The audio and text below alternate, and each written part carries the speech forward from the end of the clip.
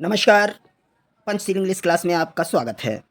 आज हम लोग बिहारी जी की भक्ति पर प्रकाश डालेंगे। बहुत ही मार्मिक लिखा है और हाई स्कूल में कहीं न कहीं मान लीजिए कि इसमें से आपको दिया जाएगा और आपसे कुछ न कुछ पूछा जाएगा। तो आइए सीधा-सीधा हम लोग इनके दोहे देख लेते हैं। पहला जो दोहा दिया जा रहा है उसमें कह रहे हैं, मेरी भव बाधा हरो, मेरी भव बाधा हरो, राधा नांगर सोए। एक मेरी मीन्स मेरी रहेगा, भव बाधा समझ रहे हैं, सांसारिक बाधाएं, कष्ट, हरो हरण कर लो, मेरी भव बाधा हरो, मेरी सभी सांसारिक बाधाओं को हर लीजिए। राधा का अर्थ राधा ही रहेगा। ये प्रार्थना है, राधा जी से की गई है। नागरी का अर्थ चतुर होता है और सोए ऐसी ऐसी चतुर राधा, आप मेरी सभी सांसारिक बाधाओं को हर लीजिए। यहाँ पर बिहारी जी एक प्रार्थना करते हैं। तो पहला दोहा है वो प्रार्थना स्वरूप है। आगे कह रहे हैं, जा तन की झाई पर श्याम हरित दुति होए। कह रहे हैं तन मीन शरीर होता है। जा जिस जिस शरीर की झाई परछाई पड़ने मात्र से श्याम, श्याम से मतलब यहाँ श्री कृष्ण है। वैसे तो इसके बहुत सारे अर्थ निकलते हैं, लेकिन जो यहाँ दिया जा रहा है, जो आपको लिख देना है बोर्ड में, वो हम बता रहे हैं आपको। श्याम से मतलब यहाँ श्री कृष्ण। और हरित दूती होय, होय का मतलब होना, और हरित दूत का मतलब प्रसन्न। हरित का मतलब समझते होंगे, हरित हरि मीन्स हरा भरा, यानी सीधा सा अर्थ हो जाता है इसका कि प्रसन्न। ठीक है। तो कह रहे हैं बिहारी जी कि वो चतुर राधा जिनके शरीर की परछाई पड़ने मात्र से भगवान श्री कृष्ण प्रसन्न हो जाते हैं, ऐसी राधा मेरे सभी सांसारिक कष्टों को दूर कर दें, सभी सांसारिक कष्टों का हरण कर लें। ठीक है।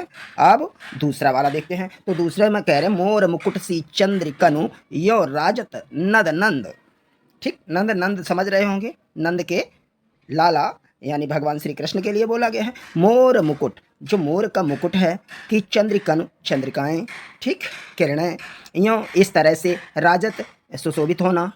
मीनिंग आपके लिए लिखते चलें, सारा का सारा समझ में आ जाएगा।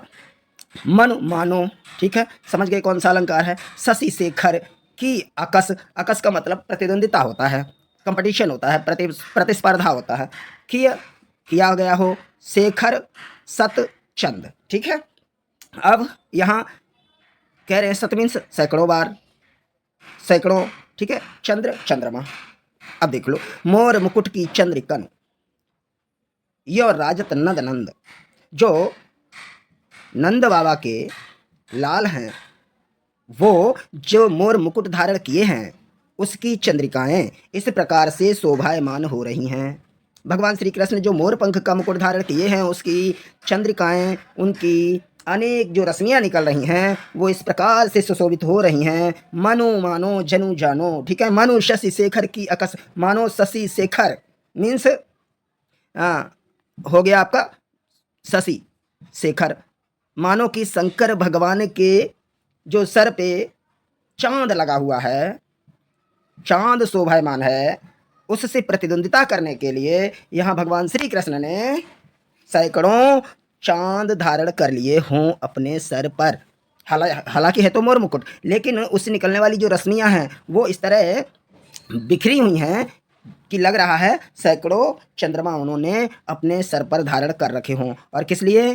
क्योंकि शायद ऐसा लग रहा है कि वो कंपटीशन करना चाह रहे हैं शशि शेखर, ठीक है, भगवान शंकर से। आगे बढ़िए। तो आगे कह रहे हैं, आगे थोड़ा कर लेते हैं इसको, ये लीजिए। आगे कह रहे हैं, हाँ, सोहत ओढ़े पीतु पटु श्याम सलोने गात, मनोह नीलमणि शैल पर आतप पर्यो प्रभात। इसे समझ लिए। सोहत शोभायमान होना, ओढ़े ओढ़ना ढकना, ठीक है, पहनना, ये होता है पीतु पीला, पटु वस्त्र, श्याम भगवान श्री कृष्ण, सलोने गात, तो श्यामले शरीर पर, गात में शरीर होता है। मानो मानो मानो, अभी आया था, ऊपर भी आया था मनु मानो, यहाँ मानो। नीलमणि शैल पर, नीलमणि पर्वत पर, आतप पर्यो पड़ रहा हो, आतप तप यानी धूप, प्रभात मीन्स सवेरा। अब पूरा अर्थ देख लीजिए। भगवान श्री कृष्ण अपने सलौने शरीर पर जो पीले रंग का वस्त्र धारण किए हुए हैं वो ऐसे लग रहा है जैसे कि नीलमणि पर्वत पर सुबह की प्रातःकालीन धूप पड़ रही हो। क्लियर?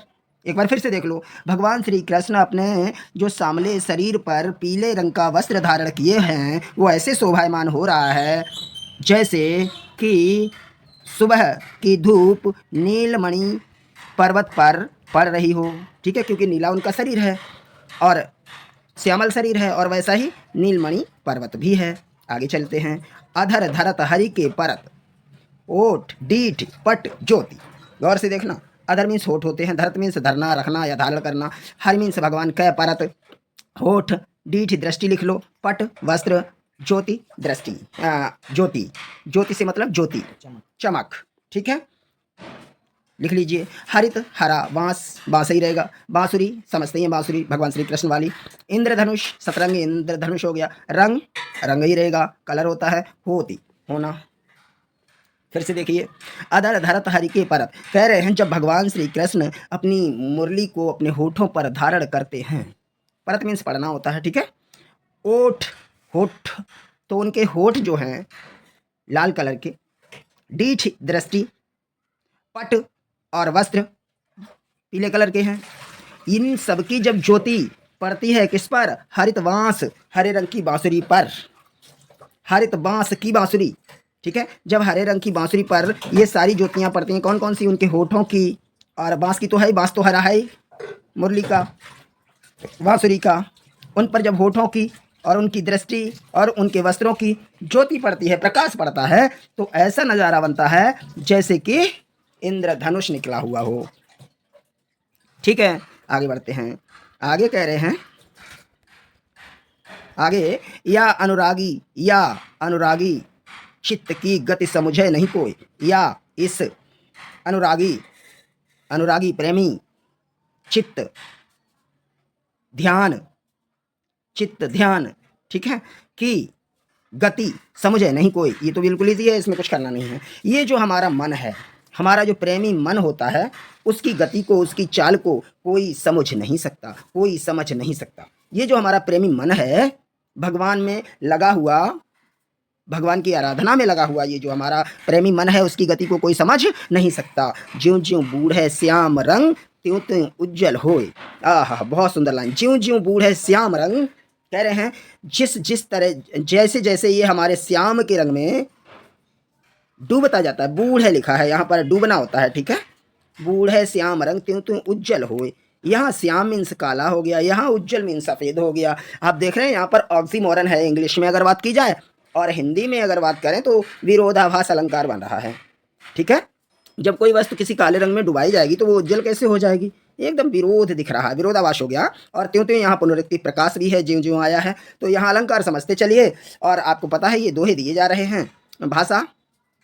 भाषा तो एकदम सरल इजी लिखी गई है, तो अपना सौंदर्य जो है साहित्य का, उसे ध्यान से देखते चलिए, और बहुत ज़्यादा कुछ पूछा नहीं जाएगा, ऐसी चीज़ें आपसे पूछ ली जाएंगी। ठीक है, यहाँ अर्थ समझ लीजिए। कह रहे हैं अनुरागी मन जो है भगवान की आराधना में, भगवान श्री कृष्ण की आराधना में जो लीन हमारा चित्त है, मन है, वो श्याम मतलब श्री कृष्ण। तो यहाँ श्लेष अलंकार भी बन रहा है। श्याम मीन्स काला, श्याम मीन्स श्री कृष्ण भी होता है, उनके लिए श्याम यूज किया जाता है। भगवान की आराधना में जितना ज़्यादा ये डूबता जा रहा है, उतना ही स्टेनलेस यानी दाग धब्बे रहित होता जा रहा है, उतना ही उज्जवल होता चला जा रहा है। क्लियर? आगे चलो, अगला देख लेते हैं। तो क्या करें, थोड़ा इसको सेट करना पड़ेगा। चलिए ये देख लेते हैं। कह रहे हैं आगे, तो लगु या मन सदन में हर आवे की बाट, तो लगु तब तक या इस मन सदन, मन रूपी सदन, तो रूपक हो गया, मन रूपी सदन रूपक हो गया, ध्यान रखना। मैं हो जाएगा, हरि भगवान, आवे आएंगे, कि किस, बाट रास्ता। इस मन रूपी घर में भगवान तब तक कैसे आएंगे, कब तक?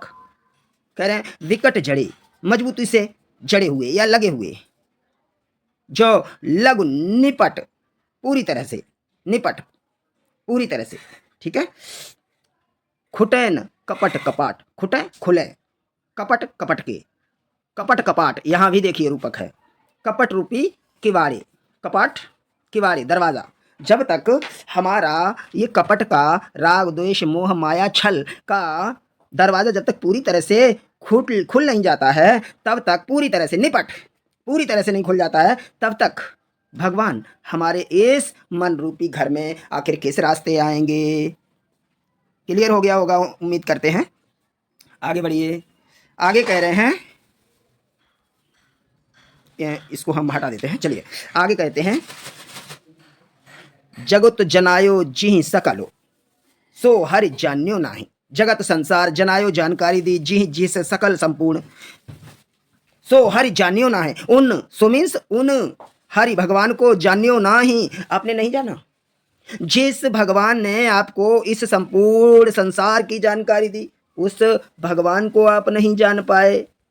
यहाँ बिहारी जी कह रहे हैं कि जिस जगत को जनायो, जिस संपूर्ण जगत की जानकारी जिन ईश्वर ने दी, भगवान ने दी, उनको आप नहीं जान पाए। ये तो ठीक वैसे ही हो गया, ज्यों आँखिन सब देखे हैं जिस प्रकार, ठीक है, जिस प्रकार ये दृष्टांत है।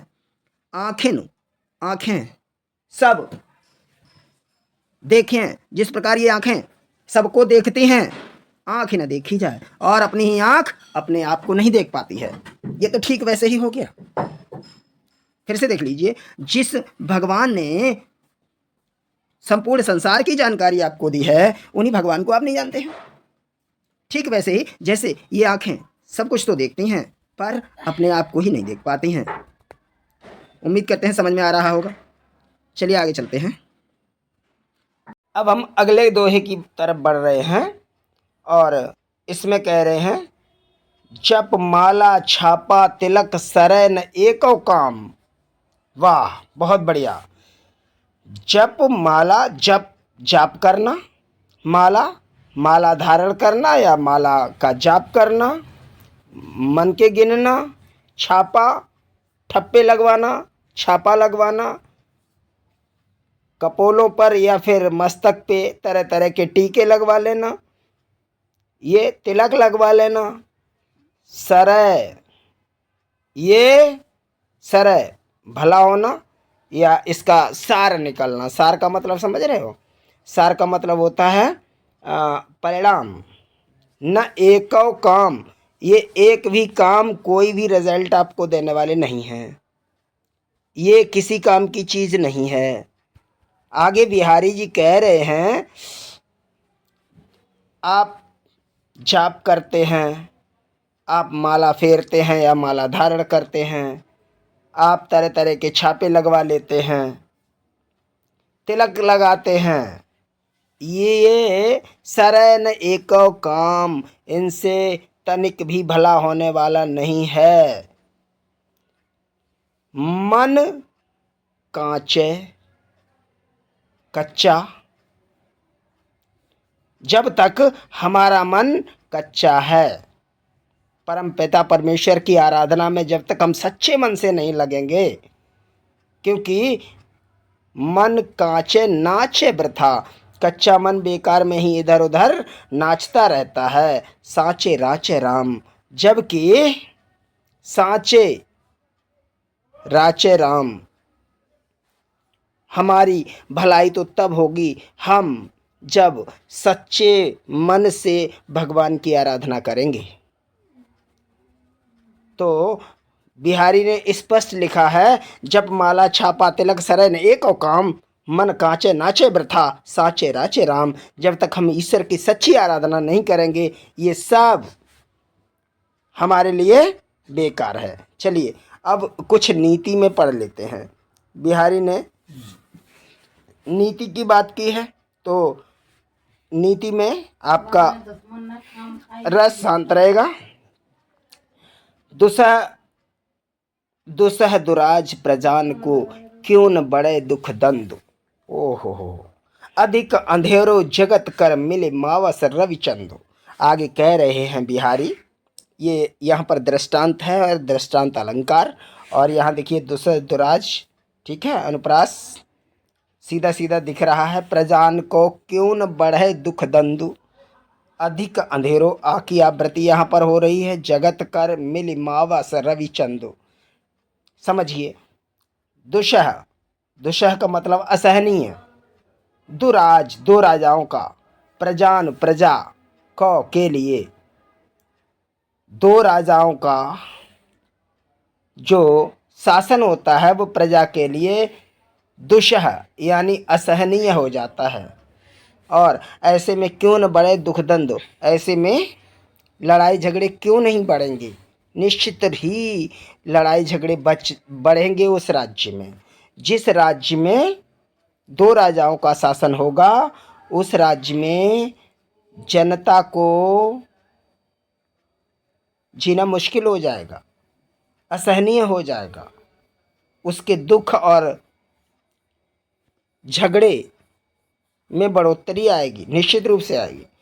ठीक उसी प्रकार से जैसे कि अधिक अंधेरो जग करत, इस संसार में, जग में संसार, अंधेरो अंधेरा, इस संसार में प्रकाश की बजाय उस समय अंधेरा हो जाता है जब मिल जाते हैं मावस, अमावस्या, रवि और चंदु, सूर्य और चंद्रमा।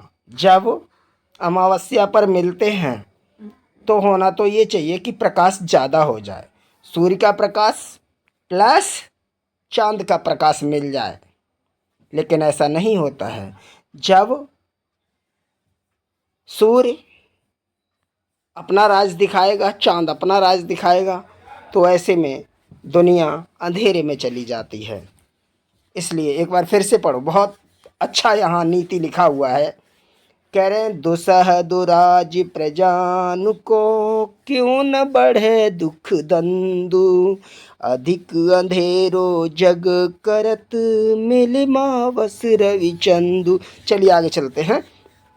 कह रहे हैं, बसे बुराई जासु तन ताही को सन्मानु, भलो भलो कह छोड़िए खोटे ग्रह जप दानु। वाह, बहुत सुंदर। और यही आ जाए इस वर्ष तो ज़्यादा अच्छा रहेगा।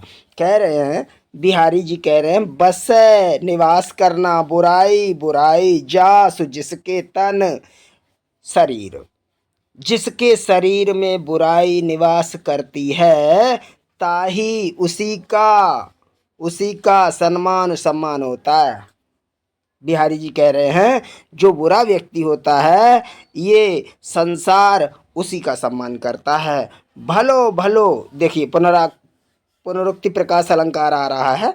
भलो भलो कह छोड़िए, क्योंकि यहाँ पर लोग भले को भला भला कह के छोड़ देते हैं। जो व्यक्ति सीधा होता है उसे ये अच्छा है, भला है, सीधा है कह के छोड़ दिया जाता है। खोटे ग्रह जप दान, लेकिन जब ग्रह खोटे आ जाते हैं, खराब आ जाते हैं, जब आप पर शनि का, मंगल का, राहु का, केतु का प्रकोप होता है, तब जप और दान करना शुरू करते हैं। लोगों के ग्रह जब खोटे चलने लगते हैं तो वो जप और दान शुरू कर देते हैं। और जब तक ग्रह हमारे पक्ष में रहते हैं हम कोई दान नहीं करते हैं, किसी की उपासना आराधना नहीं करते हैं। तो जिसके शरीर में बुराई होती है उसी की ये दुनिया पूजा करती है। बिहारी जी ने अपनी नीति में बताया है। आगे चलते हैं। नर की और नल नीर की गति एक कर जोए, जे तो नीचो है चले ते तो ऊंचो होए। आगे बता रहे हैं, नर की और नल नीर की। नर मीन्स इंसान और नल मीन्स नल, नीर मीन्स पानी। आगे बता रहे हैं, इंसान की, नर मीन्स इंसान होता है, और नल के पानी की गति एक जैसी होती है। बिहारी जी समझा रहे हैं। कह रहे हैं, गति एक कर जोए, इन दोनों की गति, इन दोनों की चाल एक जैसी होती है, समान होती है। और कैसे दृष्टांत देते हुए, इनमें सब में दृष्टांत आ रहा है बेटा, ठीक है, तो इस बात का ध्यान रखना है आपको। कह रहे हैं, नल और नीर यहाँ हो रहा है, ठीक है। तो इन सारी चीज़ों को देखते रहो। कह रहे हैं जिस तरह से जे तो नीचो हुए चले, जितना नीचा करके आप चलाएंगे नल को, जब चलाएंगे हत्था दबाएंगे, जितना नीचा दबाएंगे ते तो ऊंचो होए, पानी उतना ही ऊंचाई तक जाएगा, उतना ही बेहतर पानी नल से आएगा। आगे बढ़ते हैं। चलिए आगे कह रहे हैं बढ़त बढ़त संपत्ति सलिलु मन सरोज बढ़ जाए। वाह वाह, बहुत सुंदर, गहराई से पढ़ना है आपको। बढ़त बढ़त संपत्ति सलिलु मन सरोज बढ़ जाए, घटत घटत सुन फिर घटे वर समूल को मिलाए।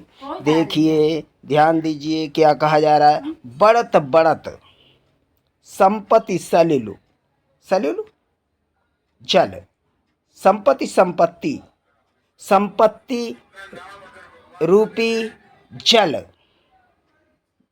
धीरे धीरे हमारा बढ़ता रहता है, बढ़ता रहता है, बढ़ता रहता है।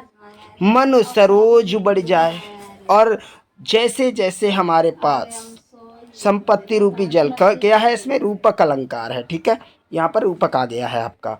बढ़त बढ़त में समझ रहे, पुनरुक्ति प्रकाश आया हुआ है।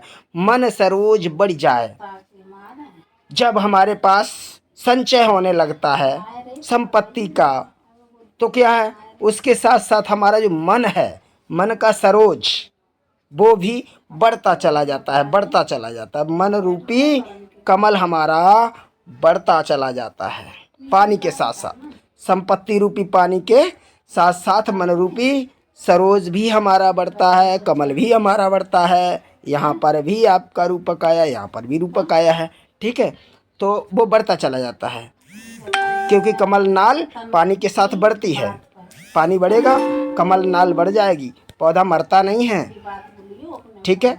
घटत घटत सुन फिर घटे, लेकिन आगे कह रहे हैं जब वही संपत्ति सलिल किसी कारणवश घटने लगे, नीचे आ जाए, वाटर लेवल कम होने लगे, उस तालाब का पानी कम होने लगे, वर समूल को मिलाए, तो फिर वो समूल जड़ सहित कुमिला जाता है, वो साथ घटता नहीं है। क्या नहीं घटता है, ये मन सरोज फिर घटता नहीं है, क्योंकि इसकी कमल नाल तो बढ़ चुकी है। अब पानी के घटने के साथ ये कमल नाल हमारी घटेगी नहीं, इसलिए इस बात को ध्यान रखना चाहिए।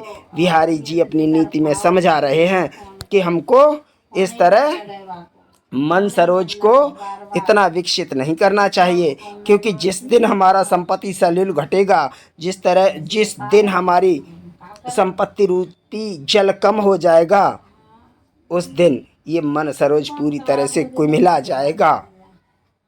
तो यहाँ पर पुनरुक्ति प्रकाश हमें देखने को मिल रहा है, और ये दोहा तो है ही, आपको अच्छे से पता है। तो और इसमें और इतना ज़रूरी कुछ भी लग नहीं रहा है जो वो पूछ ले। यहाँ मन सरोज पूछ सकता है, संपत्ति सलिल पूछ सकता है, तो वो हमने क्लियर कर दिया। व्याख्या पूछेंगे तो व्याख्या हम बता रहे हैं। आगे चलो, आगे कह रहे हैं जो चाहत चटक न घटे, मैलो होए न मित, रस राजस न छुआइए, तो नेह चीकने चित। क्या कह रहे हैं, जो आप चाहते हैं, जो चाहत जो आप चाहते हैं, चटक मीन्स चमक, कीर्ति, न घटे कम ना हो, मैलो मैला होना, ठीक, न मित, और हमारी जो मित्रता है वो भी धुंधली न पड़े, रस राजस, तो रज, रज मीन्स धूल, राजस मीन्स राजस रूपी रज, यहाँ पे रूपक अलंकार आ गया है। न छुवाइए, तो ये जो काम क्रोध लोभ मोह की जो रज है, धूल है, उसको आपको क्या करना है, वो आपको छू न पाए, छुवाई नेह चिकने चित्त, नेह स्नेह से भरा हुआ जो हमारा चिकना चित्त है, मन है, उसमें किसी तरह की राजस की रज, लोभ, मोह इसकी धूल जमने न पाए, वरना हमारी फ्रेंडशिप अधर में आ जाएगी। ठीक है, आगे चलते हैं। चलिए आगे कह रहे हैं, बुरो बुराई जो तजे, बुरा व्यक्ति अगर बुराई को तज भी दे तो चित खरो डरात, फिर भी हमारा मन उससे डरता ही रहता है। बुरा व्यक्ति अगर बुराई त्याग दे तब भी हमें उस पर विश्वास नहीं होता है, यकीन नहीं होता है। जो निकलंक मयंक लखे, निकलंक स्टेनलेस दाग धब्बे रहत, कह सकते हैं जैसे, फिर से वही यहाँ पर सब में दृष्टांत है। ज्यों निकलंक मयंक लखे, जिस तरह से जब चंद्रमा, मयंक में चंद्रमा साफ सुथरा हो, लक्ष्मी से देखना, गणय लोग उत्पात, लोग किसकी गणना करने लगते हैं? उत्पात की गणना करने लगते हैं, सोचने लगते हैं कुछ न कुछ निश्चित रूप से बुरा होने वाला है। इसलिए जो व्यक्ति बुरा होता है उसमें बुराई ही नजर आनी चाहिए। अगर वो भला हो भी गया तो लोग उस पर विश्वास नहीं करेंगे, बिहारी जी के अनुसार। चलिए, और ये आखिरी है हमारा, क्या कह रहे हैं? स्वार्थ सुकृत न श्रम वृथा, देख विहंग विचार। फिर से, स्वार्थ सुकृत न श्रम वृथा, देख विहंग विचार। बाज पराए पानी कर, परमिस हाथ है, तू पछिनु ना मारी। तो ये नीति के दोहे में हम आखिरी दोहे पर आ गए हैं। स्वार्थ सुकृत न श्रम वृथा। क्या कह रहे हैं बिहारी जी? ये कहानी मुख्य रूप से राजा जयसिंह के को समझाने के लिए बिहारी जी ने कही थी, और उसी को यहाँ नीति में, क्योंकि अच्छा है नीति के लिए, लोगों को भी समझ में आनी चाहिए। स्वार्थ सुकृत, सुमीन्स अच्छा कृत्य, स्वार्थ में जो अच्छा कृत्य है, न श्रम वृथा, न श्रम वृथा, देख विहंग विचार। अच्छे काम स्वार्थ में आकर, आप जो अच्छे काम है ना, श्रम वृथा, उनमें स्वार्थ हेतु सुकृत करो, न कि बेकार में व्यर्थ करो, बेकार में ही श्रम करो। देख विहंग विचार, विहंग पक्षी होता है, पक्षी, ठीक है, विहंग मीन्स पक्षी, पक्षी को देखकर। कह रहे हैं बिहारी जी यहाँ मुख्य रूप से राजा जयसिंह को समझाते हुए कह रहे हैं कि जो सुकृत अच्छे कृत्य हैं, स्वार्थ के लिए आप बेकार में ही दूसरे गलत कामों में न पड़ें। ठीक विहंग विचार, उस पक्षी को विचार करते हुए जो बाज पराए पानी कर, बाज पक्षी होता है, पराए पानी पर तू पक्षी नु ना मार।